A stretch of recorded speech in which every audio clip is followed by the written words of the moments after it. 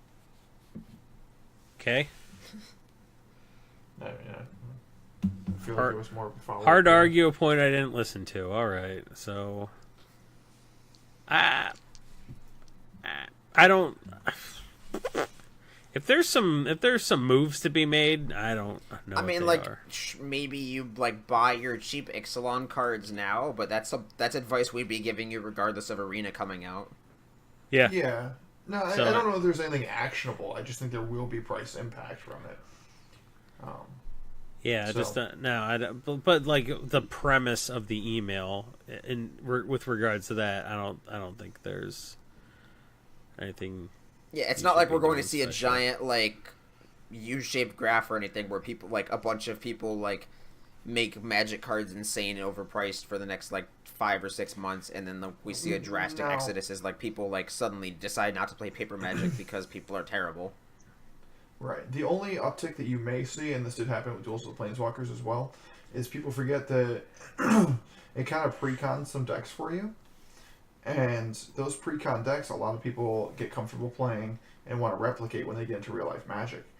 And so those singles, even though they might not be good otherwise, they would be considered bulk rares. They'll be like slightly above bulk rares because they were, played in duels. So we may see part of that from Arena too, but Arena is also much more inclusive to all of Standard. So there's a good chance that doesn't have the same kind of impact. It depends, though. There may be a slight uptick in some of those cards that are like in the pre-cons that you could get for bulk rares and maybe sell for quarters or 50 cents. We spent a lot of time on an email where we fundamentally disagreed with the premise of the email. Sure. No, I'm trying to redeem some point that he had. Well, he's wrong. Let's move on. Sorry, nerd. Sorry. Tried to save you. Pick of the week. Pick of the week. Pick of the week. Time for the pick of the week. Yeah, I think we probably do pick of the week and maybe rip it or wrap it up, right? Yeah, seems fine. I've been recording for an hour and 10 minutes, so. Why would you say some shit like that into a microphone that someone has to remove later? They don't have to. I mean, that's true. Now everyone knows how long DJ's been recording, so hooray for you. That's no. If Corbin were here, his one contribution is like sending us a message in Skype to say what time we started recording, so we'd know exactly how long we've been recording. And he isn't here this week, thank God. But he didn't do that, and nobody did it because he always does it. And now nobody did it, and now we don't know what time we started. Why does he do that? It's completely irrelevant now. It says right at the bottom of your little even I. No, we know how long we've been recording a clip, but we don't know how much of that is actual podcast. Sure, but we restarted way before we started, so maybe 5 minutes is unusable. You know what? What's your pick of the week, Ryan Bouchard? Don't put me on the spot like that right off the bat. What do you mean right off the bat, dude? My pick of the week is Jace the Mind Sculptor. Boom, done. That's incorrect. Pick an actual pick. We'll come back to Fine. you. Come back around. Give me a minute. I need a second and a little. So more you remember how I picked Cloak and Dagger? Yeah. This one is also an equipment, and it costs 2 mana to put out. Dowsing Dagger. No, it's not even. It's Sword of the Animist. It was. What? To be fair, what did you just say? Before the show started. Sword of the Animist. You told him before the show started. He's just cheating. No, I didn't. You were asking about set symbols, and you said, "What set symbol is this?" And then yeah. Oh. You gave away your pick of the week. I also knew that was going to be a thing. I was just trying to lead you in with Dowsing Dagger. Here comes DJ with just the collapse. I thought you were integrity. Good at this. You're not good at this. Yeah, this is just reprinted. It's down to like $2. Buy these. This is a $5 card. And they're not going to put it in Commander 2018 probably, so... Sword of the Animist is dumb. It's cheating at Magic. It was originally in Origins, and nobody bought that. You know what? Yeah, it can't get much cheaper than $2. It just... What was it? Printed 3 times? Oh, it was in... I think the Nicol Bolas Archenemy. Was it? Yeah. And this is deck? I guess. Hey, if it's printed that many times, I don't think it goes to 5. Okay, does it go above $2? It's a really good seller. I would not be surprised. We're constantly out of that card. Okay, all versions. Fair. It's $2. How much cheaper does it get? It's not going any cheaper. I think I could see it definitely hitting 3 or 4, maybe even 5 again. I don't think it's awful pick. I just think 5's a little. It's a little high, but I think that give it a year or 2 years, it could hit that if it doesn't get reprinted again. If it doesn't get reprinted again. Yeah, that's the problem. Is like I tend to find that like one reprint for a card, not a big deal. The second reprint isn't always the big deal. It's the fact that once they've like committed to reprinting a card that many times, they've demonstrated a willingness it ends up in a lot of product. So like, there's some cards now that are great picks, are great cards. They sell really well, but they're 50 cents $1 because they've just reprinted them into the ground. And it tends to be the same cards over and over again. And you don't even notice that they're getting reprinted. It's just like every supplementary product just happens to have one in it. Yep. Sword of the Animus was probably my pick of the week in 2014 also. I'll probably go back. The spreadsheet doesn't go back that far. The spreadsheet you have access to if you go to patreon.com/Brainstorm Brewery. Give us $10 a month. Trade one shill for another.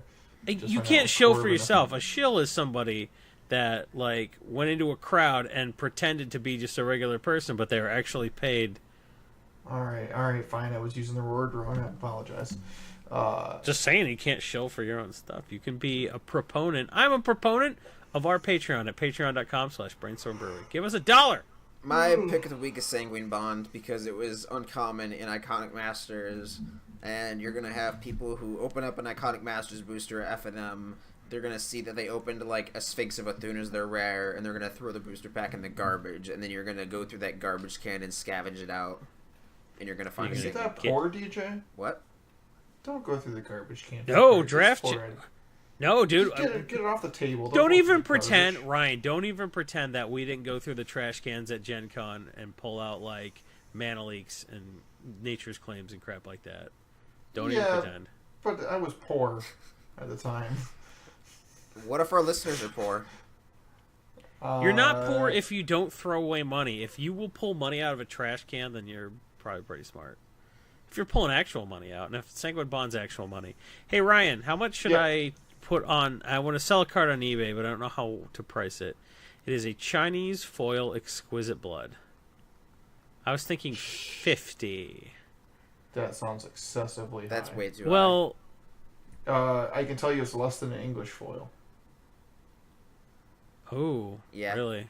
Yes. But it's Chinese. I was going to say it like... Foreign foil casual cards are usually like between 50 and 75% of the English value. Yeah. Oh, no. Cards. Oh, no. Yeah, then it's only like 30. That's terrible. But it's Chinese foil. I paid like $3 for it back in the day. The problem is, think about anyone who's going to play Exquisite Blood and what their play group looks like. See, I don't know how to price Chinese foils, and you're apparently essentially it does look at this roll them into a tube and smoke them. So all right, can that card be played like the way I look at it is like, can this card be played in competitive like hardcore EDH, like not 75% EDH but like 100% EDH? Is it a very good staple in that? Because then you'll see a price increase. But if it's not in that category, it's garbage. Like, it's just trash. You don't want it. Like, we don't buy any foreign foils that are not like staples. No, but that's why I'm not trying to buy list it. I would love to buy list it. Yeah, but no buy list going to buy it because we know it'll take forever to move it. Like, we would have that sitting in our case for a year before it would ever sell. It's in a deck right now because like if I was to put that in our case, what's English foil price? I can tell you what I would sell. $35. Okay, I would put it in our case for $19. Ooh. And granted, at $19, our intention is to sell it. You can probably get 25 to 30 out of it, but I wouldn't expect to get more than $30 out of it, especially Chinese. Like Japanese, maybe you could argue that like I could put it. Oh, so what I should do is tell people it's Japanese. Okay. Oh, don't do that. It's got too many blocks on it. Yeah, that's real. Yeah, people don't know though, man. I've had all those blocks mean it's Korean. It's fine. My favorite is when somebody's like, "What language is that?" And I look down and I'm like, what card are you talking about? And they'll point to it and be like, English? Like, oh, I thought it was different. Like, the card's upside down.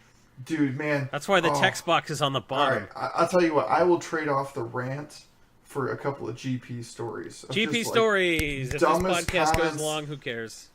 Dumbest comments that we have gotten at GPs. Love it. Do like a top 3 or something. This is like a Mad Magazine segment. This is good. Let's do this. Well, I still got to do my pick of the week. I'm still trying to think about that, so maybe I'll put this off. I'll put Jace on the spreadsheet. Just shut up and do your stories. Okay. So I was not there for this particular one the first time, and then it happened again. And I didn't think that two people could exist that were this dumb. So we're unpacking. It was probably the same guy, right? No, completely opposite sides of the country. In fact, two different countries, I believe. I believe one was Canada and one was here. Sometimes dum-dums travel. Like, yeah, it's true, but man, you need to be real. There is a weeding out process for dum-dums. Like, it's like, did you pack your own bag? And they're like, no. And they're like, all right, this guy needs a finger in his butt. But for the most part, even dumb people can get on planes. It's true. So anyway, we're unpacking. It's like 7:30 in the morning. Hall's supposed to open at 8. And somehow these people got in the GP before it opened because security at these things suck. Community alert, please stay outside of the hall. The vendors really don't want you. They're poking around while we're trying to load the cases with thousands of dollars for the cards. But anyway, so these guys are just wandering around, walk up to the booth as everyone's unpacking and getting stuff around, and they just look in bold in the face and like, "Oh, you guys packing up for the day?" Like an actual question. Yeah, it's 8 o'clock. We ain't sold shit. We're leaving. Yeah. That's what my boss just looked at me. He's like, "Are you serious right now?" And the guy was just like, "Oh, I was just curious, I just, didn't want to miss out on anything." Like, what? I don't even know how you respond to that. Wait, was that Justin? Dude, if I saw somebody with Brad. cases at like 10 o'clock, and everybody else was unpacked, and I saw them with cases at 10 o'clock, I wouldn't have assumed they were leaving. No, and this was 7:30 before the hall was open. Like, this is not. Yeah, how Ryan, did you guys do had the that? night shift, duh. Yeah. Oh, and that's what I told the second guy. That is not what you told the second guy. Oh no, that is absolutely what I told the second guy. All right, I don't believe you. I wasn't there for the first time, but no, the second guy who asked that, I was just like, no, I mean, we've been here all night, man. Sales were great. Just looked at him like, we're done here. Time to pack it in. Let's see. So story number 2. This guy walks over, and we have a bunch of foreign foil cards, and what card was it? Oh, okay. So it was the promo Jace, the dual deck one, the anime one. Yeah. And this guy goes over and he's like, "I thought you're only allowed to sell Magic cards here," and I thought he was joking around, like, "Oh, haha, it's like a Yu-Gi-Oh card or whatever." No, guy was thoroughly convinced that was for another card. Wanted to go, he was going to, report it to the TO or something. And I ended up having to pull this card out of the sleeve to show him that it was, Jace Bellerin and had the same stuff. That one's not as great of a story. You kind of had to be there for that one to see this guy's, look on his face. But he was adamant that we were selling non-Magic cards. Because that doesn't look like Magic cards. Why would that There's even no be way a that would problem, though? Well, you're not supposed to sell non-Magic items at a GP as a vendor. We What? sign contracts to say that we can't sell certain items. You're not supposed to sell Pokemon cards. You're not supposed to sell some people skirt those rules and they'll sell if you have a Yu-Gi-Oh card in your case or something like that, or if there's some goofy joke in there you're selling whatever Charizard first edition or something, fine. No one's probably going to give you shit for it, but technically in our contracts that we sign it does say that you're not supposed to sell non-Magic singles. Interesting. You can buy them. I mean, multiple stores do buy Yu-Gi-Oh and Pokemon and stuff like that at GPs. People will bring them collections. Right? Yeah, I've seen vendor signs say that. Oh yeah, Ryan and I definitely sold a truckload of Pokemon to Troll and Toad at a GP. That was a good time. Yeah. Oh, that man, was they opened their van and we backed our car up to their van. Yep. Speaking of Troll and Toad, it was a good time. So I mentioned earlier about Jeremy Muir taking the helm there. He is now their I don't know exactly what his title is. I think he came in as Magic Specialist, but I believe he's moved up the ranks because now he has another guy, Kyle, a great guy doing their Magic Specialist over there. Yeah, we got to sit behind them. We had the back-to-back curtains with them for the last GP, and that was a riot. Always a good time with the Troll and Toad guys. I'm happy to see Jeremy back there. Yeah, I like Jeremy's plan of getting me completely obliterated on St. Patrick's Day, and he's like, "Oh, by the way, there's cops in the parking lot." So I had to take. What's that? What? We were at that GP. Remember I don't forget where it was. I just know that our hotel. I do remember that. Yeah, the one where we kept getting Ogre to buy drinks for everybody. Yeah, our hotel had a Waffle House in the parking lot. We ate at Waffle House 4 times that trip. Yeah, who were we there? I don't remember who we were there with. I think was that Atlanta? could have been. Man, we did too many GPs back in the day. Yeah, they all blur together. Oh man, I do even more now. It's terrible. I just remember bars and Waffle Houses. That's all I remember. Yep. I mean, like, that's about the only thing you get to enjoy is the good food while you're on the road, and I don't mean Waffle House, but I don't know, man. I don't know that Waffle House is necessarily not good food, though. It's true. I